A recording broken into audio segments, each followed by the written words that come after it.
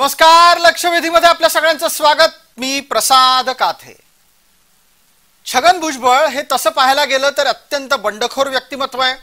यापूर्वी सुद्धा स्वतःच्या करिअरमध्ये राजकीय वाटचालीमध्ये छगन भुजबळांनी दोनदा बंड केलेलं आहे. आता भुजबळ तिसऱ्या बंड्याच्या तयारीत आहेत का असा प्रश्न उपस्थित झालाय. राज्यामध्ये ओबीसी आंदोलन उभं राहत असताना समता परिषदेकडून भुजबळांनाच ओबीसींचं नेतृत्व मिळावं आणि भुजबळांचंच नेतृत्व ओबीसी म्हणूनही टिकून राहावं यासाठी दबाव निर्माण करण्यात आलाय. समता परिषदेनं भुजबळांनी विद्यमान सत्तेतून बाहेर पडावं आणि स्वतंत्रपणे ओबीसींच्या आंदोलनाच्या निमित्तानं आरक्षणाच्या निमित्तानं रस्त्यावर उतरावं, लढा द्यावा अशी अपेक्षा व्यक्त करण्यात आली आहे. तसं पाहायला गेलं तर भुजबळ आत्ता सत्तेत आहेत आणि नाहीतही. कारण भुजबळांनी यापूर्वीच स्वतःच्या मंत्रिपदाचा राजीनामा दिलेला आहे. भुजबळांचा राजीनामा मुख्यमंत्र्यांनी स्वीकारलेला नाही, म्हणून भुजबळ आहेत त्या जबाबदारीत किंबहुना मंत्रिपदाच्या कवचकुंडलांमध्ये कायम आहेत. ज्या क्षणी मंत्रिपदाचं हे कवचकुंडल सोडलं जाईल त्यावेळेला भुजबळांच्या साठीची परिस्थिती आव्हानात्मक होईल हे वेगळं सांगण्याची गरज नाही. पण एका बाजूला ही कवचकुंडल आहेत, दुसऱ्या बाजूला आपल्या वयानुरूप उरलेल्या राजकीय टप्प्याचा विचार आहे. ओबीसींचा नेता म्हणून महाराष्ट्रात जे काही 4-2 नेते सातत्यानं समोर यायचे त्यात गोपीनाथ मुंडे, छगन भुजबळ ही नावं प्रामुख्यानं घेतली जायची. मुंडेंच्या अकाली निधनानंतर छगन भुजबळ यांच्याकडे ओबीसींनी मोठ्या आशेनं पाहिलं आणि भुजबळांनी सुद्धा ती संधी आपल्यासाठी कशी वापरता येईल याचा पुरेपूर वापर करून घेतला. या सगळ्या स्थितीत भुजबळांना राष्ट्रवादीत आणि खास करून शरद पवारांच्या नेतृत्वाखाली केलेल्या वाटचालीत किंमतही मोजावी लागली. तीव्र मराठा द्वेषाला भुजबळांना सामोरं जावं लागलं. असं असून सुद्धा भुजबळ आत्ताच्या जरांगे विरोधी लढाईमध्ये प्रकर्षानं सामने आले. नव्या सत्ता समीकरणामध्ये भुजबळांची घुसमट होत असेल तर वेगळी वाट का चोखळायची नाही असा प्रश्न आता कार्यकर्ते त्यांना विचारू लागलेत. पण हे कार्यकर्त्यांसाठी बोलणं सोपं आहे, छगन भुजबळांसाठी ते तितकंसं सोपं नाही. छगन भुजबळांच्यासाठी सत्ता सोडून पुन्हा एकदा संघर्षाच्या पवित्र्यात येणं हे प्राप्त स्थितीत अनेक नव्या आव्हानांना, अनेक नव्या प्रश्नांना आणि अनेक नव्या अडचणींना आमंत्रण देणारं ठरू शकतं. या सगळ्या गोष्टी ज्या पद्धतीनं भुजबळांच्या समोर आहेत त्या त्यांना निश्चित ठाऊक असतील आणि त्या लक्षात घेऊन त्या ठाऊक असूनही भुजबळ वाट बदलणार का हा आजचा लक्षवेधी सवाल.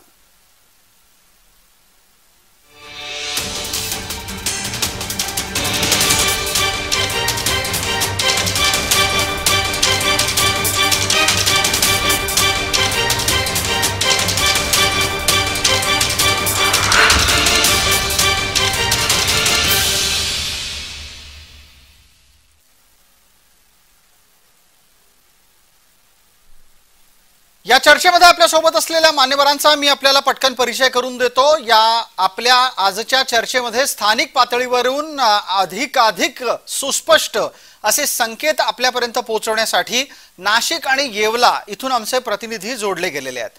आमचे नाशिकचे विभाग प्रमुख किरण गोटूर आपल्या सोबत आहेत आणि येवल्याहून आपल्या सोबत आहेत नरेंद्र बटाव. तसंच या चर्चेमध्ये आपल्या सोबत रवींद्र खरात आहेत आणि उदय आहेर. रवींद्र खरात हे समता परिषदेचं या चर्चेतलं प्रतिनिधित्व करतील. उदय आहेर हे आत्ताच्या घडीला आपल्यासोबत चर्चेमध्ये राष्ट्रवादीचे प्रतिनिधी म्हणून आहेत. मला पटकन या चर्चेत आधी समता परिषदेला प्रश्न विचारायचा आहे की तुम्ही आता भुजबळांना नक्की कोणत्या भूमिकेत पाहू इच्छित आहात. मंत्रिपदाचा राजीनामा दिलेले भुजबळ आणि प्राप्त स्थितीमध्ये ओबीसींच्या नेतृत्वाची पोकळी भरून काढण्यासाठी समता परिषदेचा असलेला दबाव, या दोन्हीतून पुढे होणार काय आहे?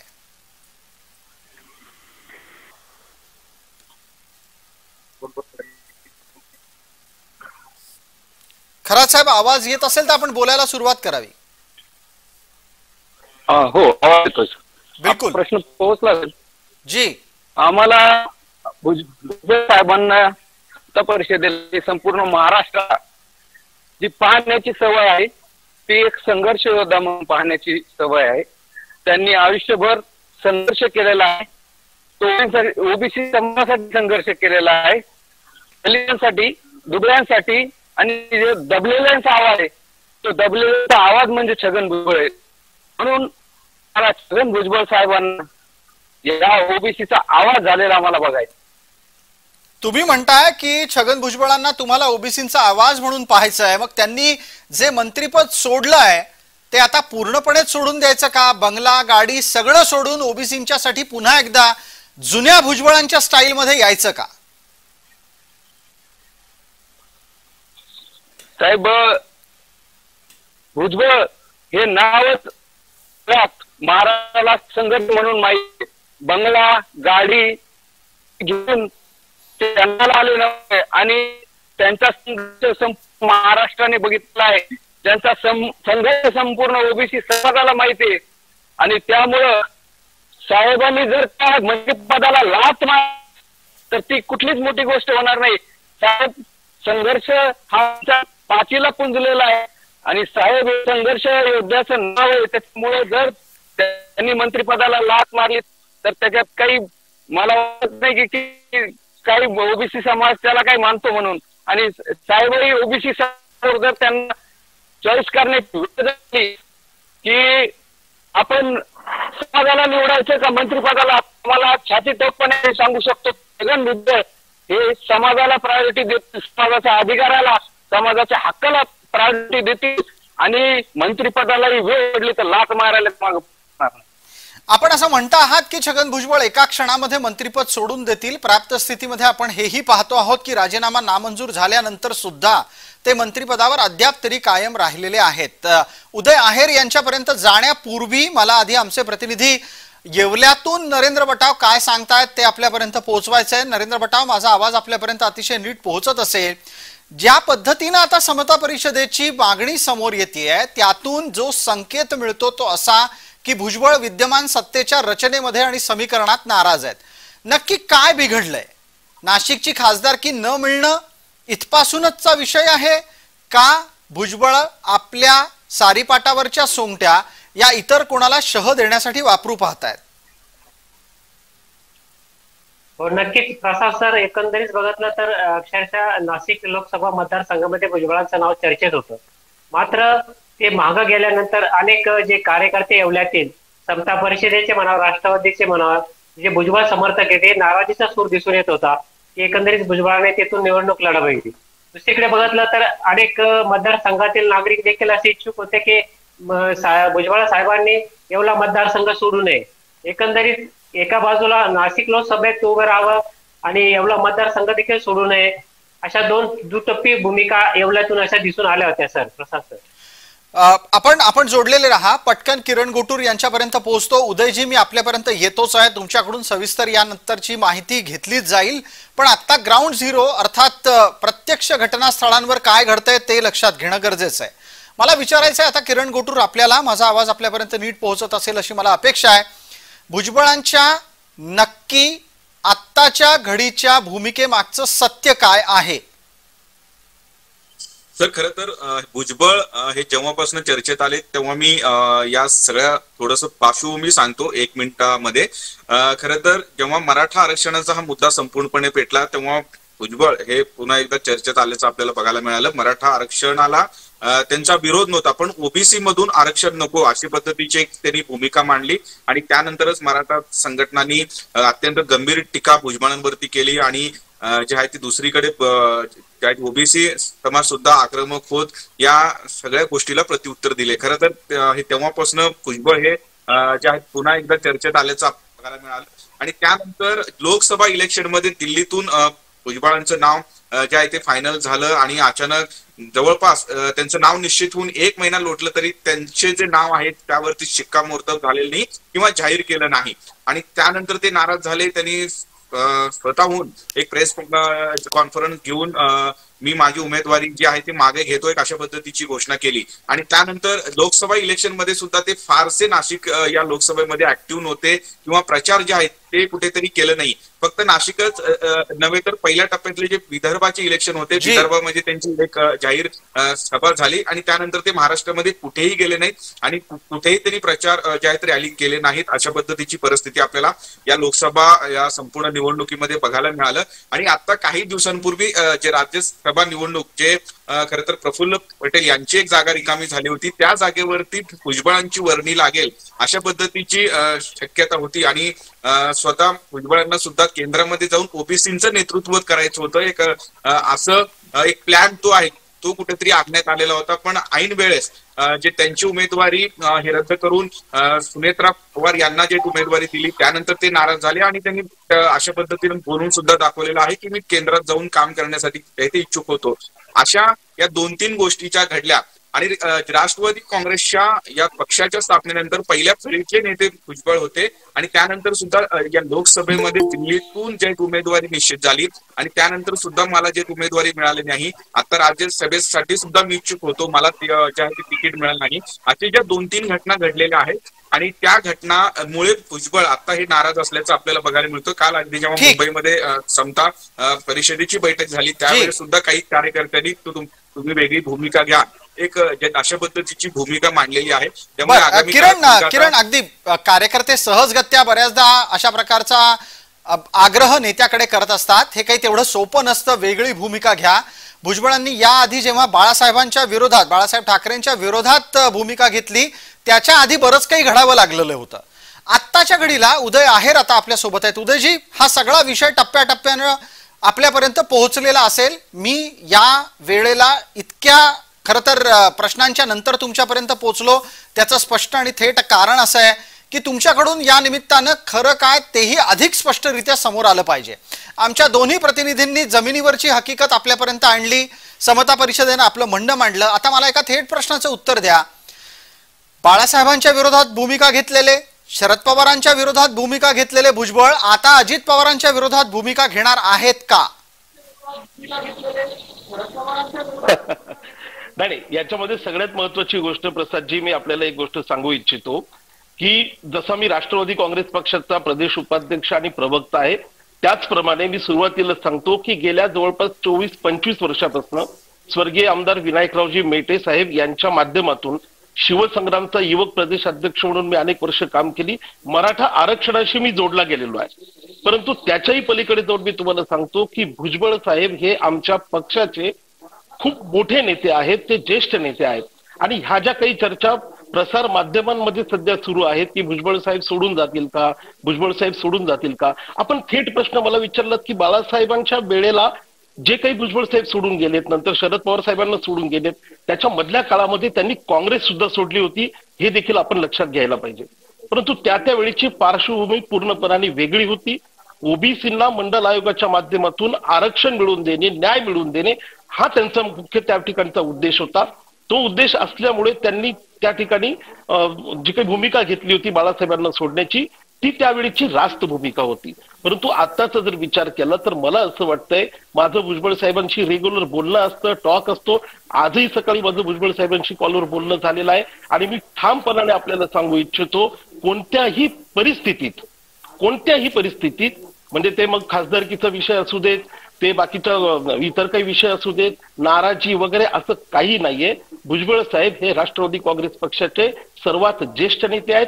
वयाने तर ज्येष्ठ आहेतच, परंतु ते अनुभवाने सुद्धा ज्येष्ठ आहेत आणि त्यांच्या ज्येष्ठत्वाचा फायदा आतापर्यंत जसा सगळ्यांना झालेला आहे, इथून पुढच्या काळात देखील त्यांचा अनुभवाचा फायदा हा अजित पवार साहेबांच्या नेतृत्वाखालील राष्ट्रवादी काँग्रेस पक्षाला कायमस्वरूपी होत राहील. राहिला विषय मराठा आरक्षणाच्या संदर्भातला, तर ती त्यांची आजचा विषय नाही, तो गेल्या अनेक वर्षांपासून ते सातत्याने मांडत आलेले आहेत. माझ्यासारखा कार्यकर्ता हा त्यांच्या अतिशय जवळून मी त्यांना बघितलेला आहे, माझा खूप चांगल्या पद्धतीने त्यांचा संबंध येतो. परंतु कधीही त्यांनी दुजाभाव केलेला नाही, कधीही त्यांनी हा मराठा आहे म्हणून मला वागणूक दिलेली नाही. माझ्यासारखे असंख्य कार्यकर्ते महाराष्ट्रात आहेत, त्यांनी कधी अशी वागणूक दिलेली नाही. त्यांच्या मुद्द्यांवर ते ठाम असतात आणि ते त्यांच्या वडिलकीच्या नात्याने ते सगळं बोलत असतात.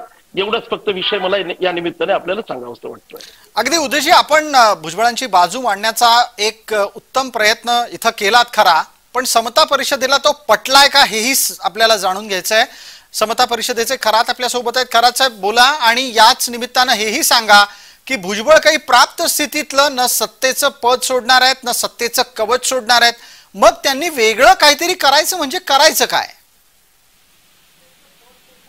साहेब, समता परिषदेची जी भूमिका आहे आणि जी ओबीसीची भूमिका आहे, जी कुठंतरी ओबीसी समाजाला असं वाटतंय की ओबीसी नेतृत्वावरती अन्याय होतोय. भुजबळ साहेब हे महाराष्ट्रामध्ये नाहीच तर पूर्ण देशामध्ये ओबीसीचं एक नेतृत्व आहे आणि त्यांनी ओबीसीची चळवळ पूर्ण देशभर ओबीसी जनगणनेसाठी त्यांनी पूर्णपणे आपली ताकद लावलेली आहे. ठीक आहे ना रवींद्र खरात, भुजबळांचं कर्तृत्व प्रत्येकालाच ठाऊक आहे. मुद्दा इकडे काय आहे, आता त्यांनी करायचं काय? तुम्ही म्हणतात वेगळी भूमिका घ्या, वेगळी भूमिका घ्या. मी तुम्हाला थेट विचारतो, चर्चेला पुढेही नेतो त्या निमित्तानं. मला सरळ सांगा, भुजबळांनी काँग्रेसमध्ये जावं असं तुम्हाला वाटतं का सगळ्यांना? साहेब, भुजबळांनी काँग्रेसमध्ये जावं का शिवसेनेमध्ये जावं याबद्दल साहेब निर्णय घेतील आणि तो साहेब जो निर्णय घेतील तो निर्णय समता सैनिकाला मान्य असेल, तो ओबीसी समाजाच्या हिताचा असेल, तो निर्णय साहेब नक्की घेतील आणि त्या निर्णयाच्या पाठीमागं संपूर्ण ओबीसी समाज उभा राहील आणि त्यांनी तो निर्णय घ्यावा असा आमचा त्यांच्यावरती दबाव आहे आणि संपूर्ण ओबीसी समाज त्यांच्या मागे उभा आहे, पूर्ण ताकदीनं उभा आहे. रवींद्र खरात यांचं हे वक्तव्य चर्चेतलं महत्वाचं वक्तव्य आहे, ते लक्षात घ्यायचं आहे. चर्चेला त्या निमित्तानं नवं वळण मिळतंय.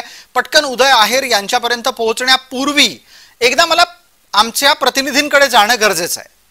आमचे प्रतिनिधी येवल्यातून आहेत, नाशिकमधून आहेत, दोघांनाही विचारायचं आहे टप्प्याटप्प्यानं. आधी पटकन किरण गोटूर, आपण सांगा, ज्या पद्धतीनं आत्ता समता परिषदेचे कार्यकर्ते म्हणतात वेगळा निर्णय घ्या, आणि मी जेव्हा त्यांना विचारतो की याचा सोपा अर्थ भुजबळांनी काँग्रेसमध्ये जावं का असा असतो का, त्यावेळेला जो निर्णय भुजबळ घेतील तो मान्य असेल असं वक्तव्य निघतं. भुजबळ चाचपणी करतायत का कुठल्या गोष्टींची? किरण गोटूर.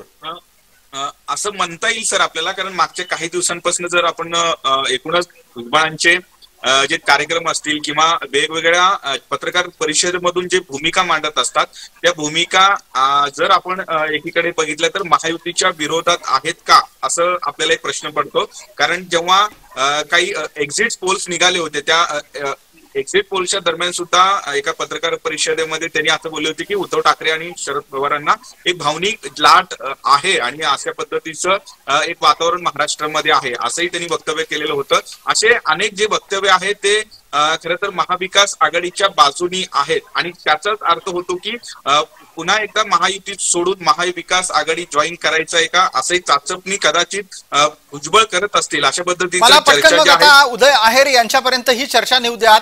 छगन भुजबळांच्या कार्यकर्त्यांची अशी एकत्रितरित्या हिंमत होणं तसं पाहायला गेलं तर अवघड आहे. कार्यकर्ता प्रेमापोटी नेत्याला अनेक सल्ले देत असतो, पण आता ज्या पद्धतीनं त्याच्या बातम्या येत आहेत, त्या अनेक वर्तमानपत्रांचे मथळे बनतात, वृत्तवाहिन्यांवर त्याची चर्चा होतीये, हे सगळं भुजबळांना हवं असणार. रवींद्र खरातांनी केलेल्या वक्तव्याचा संकेत आपल्याला पकडायला हवा आणि उदय आहेर आपण त्याचं उत्तर द्यायला हवं की हे सगळं भुजबळ घडवून आणतायत का? तसं घडवून आणायचं असेल तर त्यांना काही साध्य करायचं आहे का? फक्त एक छोटी विनंती आहे, आपण आपलं उत्तर सुरू करण्यापूर्वी आपल्या इथल्या टीव्हीचा आवाज बंद करावा, जेणेकरून तुमचा आवाज येताना अजिबात इको येणार नाही. आपलं उत्तर सुरू करावं. मला प्रश्न परत एकदा आपल्या समोर ठेवायचा आहे.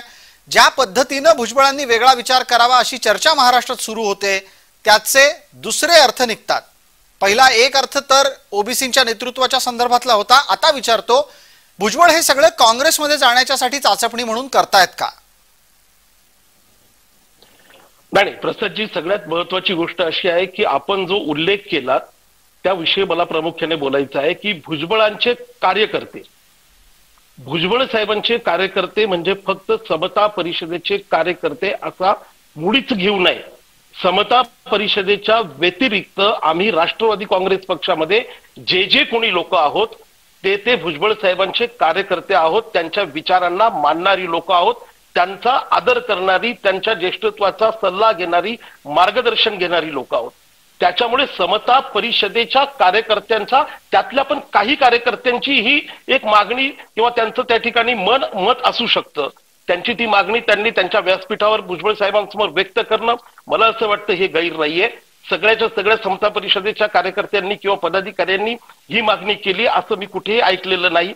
त्या ठिकाणी देखील माझे अनेक मित्र समता परिषदेमध्ये पदाधिकारी आहेत. सगळ्यांची ती मागणी नाही, काही लोकांच्या त्या भावना आहेत. त्या भावना निश्चितपणाने त्या भावनांचा मी आदर करतो.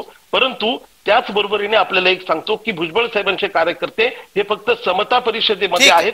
कृपया हा गैरसमज सगळ्यांनी काढून टाकायला पाहिजे. ठीक आहे, आपण पटकन येवल्याला जाऊयात. मग आता आपण पटकन येवल्याला जाऊ. येवल्याला मागच्या वेळेला परिस्थिती अशी होती की भुजबळांनीच तिथून लढावं नाही लढावं या संदर्भातल्या विविध प्रकारच्या चर्चा होत्या. नरेंद्र बटा आपल्याला त्या सगळ्या आठवत असतील.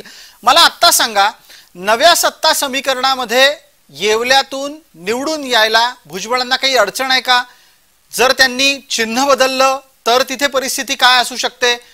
या सगळ्या प्रश्नांच्या मागे एक गोष्ट आपल्याला लक्षात घ्यायला हवी की थेट शरद पवारांना आव्हान दिल्याच्या नंतर पवारांनी त्यांच्या विरोधात तिथे येवल्यात येऊन सभा घेतलेली होती. मग आता विधानसभेचं तिथलं समीकरण काय असणार आहे आणि भुजबळ विधानसभा लढवू इच्छितात का हा प्रश्न तर आहेच. बोला नरेंद्रजी. हो नक्कीच सर, एकंदरीत बघितलं तर भुजबळ हे येवल्यातूनच लढावे असा आग्रह भुजबळ समर्थकांनी येवल्यातून धरलेला आहे. एकूणच बघितलं तर भुजबळ येवल्यातूनच लढतील हे निश्चितच आहे. आणि बघितलं तर भुजबळ निवडून यायला कोणती शंका नाही, कारण की ज्या दृष्टीने विकास बघितला आणि त्यांना जो विरोधक आहे असा पुरेपूर भेटत नसल्यामुळे भुजबळ हे येवल्यातून निश्चित निवडणूक लढवतील व निवडून येतील अशी परिस्थिती देखील आहे. आणि दुसरीकडे बाजू बघितली तर शरद पवारांनी त्यांना विरोधक तरी दिला तर नक्कीच भुजबळांना विधानसभा जवळ जाण्याचं चिन्ह दिसून येते. प्रसाद सर. जी, नरेंद्र बटाव यांच्या या माहितीनंतर पटकन एकदा किरण गोटूर मिनिटभरासाठी आपल्यापर्यंत पोहोचतो. हे सगळं जे काही चाललंय त्याचे नक्की संकेत मग पकडायचे काय आहेत? ही केवळ आणि केवळ चर्चेत राहण्यासाठीची घोषणा आहे, लक्ष्मण हाकेंनी सुरू केलेल्या ओबीसी आंदोलनाला शह द्यायचा प्रयत्न आहे, की आत्ताच्या घडीला विरोधकांच्या इतर सर्व मुद्द्यांवरून लक्ष विचलित करण्याचा प्रयत्न आहे? तर यामध्ये 2-3 अर्थ निघतात. खरं तर लोकसभेसाठी ते इच्छुक होते, नंतर राज्यसभा एकूणच झाली. या दोन्ही ठिकाणी त्यांना चान्स नाही मिळालं.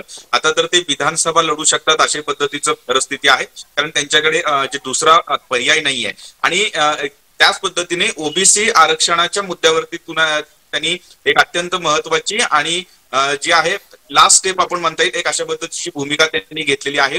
ओबीसी मधून जर आरक्षण आत्ताच्या घडीला जर देण्यात आलं तर मी रस्त्यावरती उतरून जायचं आंदोलन करू अशा पद्धतीची भूमिका त्यांनी घेतलेली आहे. आणि कार्यकर्ते असतील किंवा वेगवेगळे जे ओबीसी संघटनांनी सुद्धा घेतल्याचं आपल्याला बघायला मिळतोय. त्यामुळे नक्कीच त्यांच्या ज्या अडचणी आहेत जर त्यांनी हीच भूमिका जर ठेवली तर मराठा समाज अजूनही आक्रमक जे आहे ते होऊ शकतो. आणि जे ते येवल्याचा जर आपण विचार केला तर येवल्यामध्ये आता तरी त्यांच्या समोर एक कडवा जो आव्हान आता तरी नाहीये, पण ऐन निवडणुकीच्या वेळेस शरद पवारांनी एखादा तगडा जे उमेदवार आणला तर तिथंही एक टाईट फाईट जो आहे ते कुठेतरी जे आहे ते होण्याची बिलकुल. याच मुद्द्याला घेऊन आता रवींद्र खरात यांच्यापर्यंत पोहोचूयात. खरात साहेब, इथले जो चर्चेतला हा एक महत्वाचा मुद्दा आहे तोही लक्षात घ्या. येवल्यामध्ये लढणं तितकंसं अवघड राहिलंय का आणि त्याच्यासाठीच तुम्ही लोकांनी सगळ्यांनी ही भूमिका बांधायला सुरुवात केली आहे का? साहेब, तुम्ही आता चर्चेमध्ये ऐकलं असेल की साहेबांचे कार्यकर्ते हे पक्षात तर आहेत राष्ट्रवादीच्या, आणि समता परिषदेमध्ये सुद्धा कार्यकर्ते साहेबांचे आहेत. आणि मी सुद्धा दोन्ही ठिकाणी काम करणारा कार्यकर्ता आहे. मी पक्षात पण साहेबांच्या सोबत काम करतोय. आणि त्या अगोदर आमच्यासाठी सगळ्यात महत्वाचं काय आहे तर आम्ही स्वतःला समता सैनिक म्हणून घेतो. आम्ही साहेबांचे समता सैनिक आहे. आणि जिथं कुठं विचारधारेचा विषय येईल त्यावेळेस आमच्यासाठी समता परिषदेची समतेची विचारधारा ही सगळ्यात महत्वाची असते. मग रवींद्र खरात, तुम्ही जर विचारधारेची चर्चा करत असाल तर आत्ताच्या सत्तेत भुजबळांची तुमची घुसमट होतीये?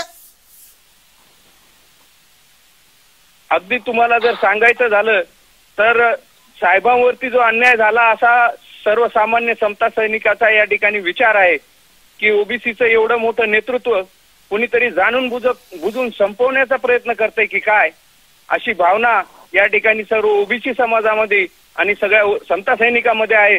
आणि आमच्या नेतृत्वाला जर कोणी जाणून बुजून त्या ठिकाणी डावलण्याचा प्रयत्न करत असेल तर त्या ठिकाणी नक्कीच ते आम्ही खपून घेणार नाही. उदय आहेर यांना यावर बोलायचं आणि अपेक्षितरित्या उदय आहेर आपल्याकडून उत्तर लागेलच या मुद्द्याचं. नाही, प्रसादजी, माझे मित्र रवींद्रजी यांनी तो विषय या ठिकाणी काढला की जाणून बुजून भुजबळ साहेबांना संपवण्याचं कटकारस्थान वगैरे रचलं जाते, ती त्यांची भावना असू शकते. परंतु राष्ट्रवादी काँग्रेस पक्षाचा अधिकृत प्रवक्ता म्हणून मी आपल्याला एक सांगू इच्छितो, जे भुजबळ साहेबांनी वारंवार स्पष्ट केलेलं आहे गेल्या 2-3 दिवसामध्ये, की अशा पद्धतीने ओबीसीचं नेतृत्व म्हणून किंवा भुजबळ साहेबांचं एक स्वतःचं एक खांबी नेतृत्व म्हणून जे गेल्या अनेक वर्षापासून काम करतायत त्यांना संपवण्याचं किंवा त्यांच्याविषयी कटकारस्थान करण्याचं राष्ट्रवादी काँग्रेस पक्षामध्ये कोणत्याही नेत्याकडून कार्यकर्त्याकडून अजिबात केलेलं जात नाही, याची भुजबळ साहेबांना पूर्णपणे जाणीव आहे. समीर भाऊ, एकच मिनिट उदयजी, मग आता उदयजी चर्चेच्या शेवटच्या टप्प्यात याही गोष्टीचा खुलासा करून टाका की सगळंच छान छान चाललेलं आहे, न राष्ट्रवादीत भुजबळांना काही त्रास आहे तुमच्या लेखी, न राष्ट्रवादीत भुजबळांना काही त्रास आहे, ना समाजात त्यांच्यासमोर कोणाचं आव्हान आहे, ना या प्राप्त स्थितीमध्ये त्यांना मंत्रिपदाच्या निमित्तानं काही अडचणी आहेत. एवढं सगळं असताना सुद्धा समता सैनिक त्यांना का सांगतात की वेगळी वाट चोखाळा, वेगळा निर्णय घ्या? एवढं सगळं घडल्यानंतर भुजबळांनी आता आणखी काय वेगळं करायचंय? प्रसादजी, मला 2 मिनिट फक्त बोलण्याची संधी द्या. याच्यामध्ये एक गोष्ट अशी आहे की आतापर्यंत भुजबळ साहेबांनी जी काल पत्रकार परिषद घेतली त्या पत्रकार परिषदेमध्ये त्यांनी अगदी स्पष्टपणाने सांगितलं की ओबीसीच्या मुद्द्यावर मी रस्त्यावर उतरणार आहे. त्यांनी असं कुठेही म्हटलं नाही की माझ्यावर राष्ट्रवादी काँग्रेस पक्षामध्ये अन्याय झाला आहे, मला खासदारकी दिली नाही किंवा मला ज्येष्ठत्व दिलं नाही किंवा मला डावललं जात आहे, मला विचारलं जात नाही, असं त्यांनी कधीच कुठेच म्हटलं नाही. उलट पक्षी खासदारकीचे फॉर्म भरण्याच्या वेळेला सुनेत्रा वहिनींच्या सोबत साहेब स्वतः मार्गदर्शकाच्या भूमिकेत त्या ठिकाणी होते. त्याच्यामुळे अशा पद्धतीच्या ज्या वावड्या आहेत ह्या फक्त मीडियामध्ये आहेत आणि ज्या काही भूमिका घेतल्या गेलेल्या आहेत. उदयजी माफ करा, थोडं कसं असतं माध्यमांना दोष लावणं बोल लावणं सोपं आहे. मग रवींद्र खरात जे आता बोलून गेले ते कुठून आलंय? मी तेच सांगतोय की समता परिषदेच्या काही कार्यकर्त्यांच्या त्या व्यक्तिगत भावना त्यांनी साहेबांच्या समोर त्या व्यासपीठावरनं व्यक्त केल्या आहेत. साहेब हे निश्चितपणाने ज्ञानी आहेत, साहेबांना सगळ्या गोष्टीचं आकलन आहे, साहेब 100% त्याच्यावर निर्णय घेतील आणि साहेबांचा निर्णय हाच असेल की अजितदादा पवारांच्या नेतृत्वाखाली असलेल्या राष्ट्रवादी काँग्रेस पक्षाचे ज्येष्ठ मार्गदर्शक नेते म्हणून ते भविष्य काळामधल्या विधानसभेतही आणि त्याच्यानंतर पुढे अनेक वर्ष आपल्याला काम करताना दिसतील. मग एका गोष्टीचा खुलासा उदयजी आपल्याला करायला हवा. वारसदाराच्या निमित्तानं समीर की पंकज हा प्रश्न सोडवण्याची वेळ आता आलीये का? त्या निमित्तानं ही भूमिका बांधली जातीये का? नाही, वारसदाराचा जो विषय आहे, वारसदार कुणाला नेमायचं हा सर्वस्वी अधिकार जो आहे हा साहेबांचा आहे, भुजबळ साहेबांचा आहे. ते त्याच्यामध्ये निष्णात आहेत, त्यांना तेवढं सगळ्या गोष्टीची माहिती आहे. पुढे कसं जायचं आहे, पुढे कसं न्यायचं आहे, कार्यकर्त्यांना कुठे संधी द्यायची आहे, मुलाला कुठे द्यायची आहे, पुतण्याला कुठे द्यायची आहे, इतर जे आमच्यासारखे इतर समाजातले कार्यकर्ते आहेत त्यांना कुठे संधी द्यायचं आहे, हे ते गेल्या अनेक वर्षापासून करत आलेले आहेत. ते निर्णय योग्य पद्धतीने घेतील. परंतु मी एक सांगतो की ते राष्ट्रवादी काँग्रेस पक्षातच राहतील आणि राष्ट्रवादी काँग्रेस पक्षाचे नेते म्हणूनच इथून पुढच्या काळामध्ये अनेक वर्ष आपल्याला ते नेतृत्व करताना महाराष्ट्र राज्यात आणि देशामध्ये दिसते. रवींद्र खरात, आपलं समाधान झालंय का या उत्तरांनी? का आपण अद्यापही आपल्या नेत्याला सांगत राहणार आहात की हा सत्तेचा मार्ग काही बरा नाही, यापेक्षा वेगळं काही करा म्हणून? साहेब, आपण ज्या पद्धतीने ऐकता आणि ज्या पद्धतीने बघता त्या पद्धतीने समता परिषदेच्या असतील किंवा साहेबांच्या इतरही पक्षामधल्या ज्या कार्यकर्त्यांच्या भावना असतील त्या साहेबांशी जुडलेल्या आहेत आणि त्यामुळे त्या साहेबांबद्दल भावना या आमच्या कधीही त्यांच्यासोबत राहणार आहेत आणि साहेब जो निर्णय घेतील त्या निर्णयासोबत सगळे समता सैनिक या ठिकाणी राहणार आहेत, एवढं मी तुम्हाला खात्रीलायकपणे सांगू शकतो. ठीक आहे. रवींद्र खरात, आपली भूमिका पोहोचली. त्याचबरोबर उदय आहेर आपल्याला सुद्धा या चर्चेमध्ये आपण सहभागी होऊन बोलण्याची आम्ही संधी दिली. त्यातून खुलासे अपेक्षित होते की भुजबळांना नक्की करायचं काय आहे. आमचे दोन्ही प्रतिनिधी भुजबळांच्या प्रत्येक वाटचालीवर नजर ठेवून आहेत. आपण केलेल्या या विधानांच्या निमित्तानं आम्ही नक्कीच पाठपुरावा करत राहू. वेळ मर्यादेमध्ये चर्चेला आटोपतो घेतोय. आपण सर्व मान्यवर या चर्चेमध्ये सहभागी झालात त्याबद्दल आपले मनपूर्वक आभार. लक्षवेधीच्या या चर्चेत तूर्तास इतकंच. सर्व प्रेक्षकांना जय महाराष्ट्र.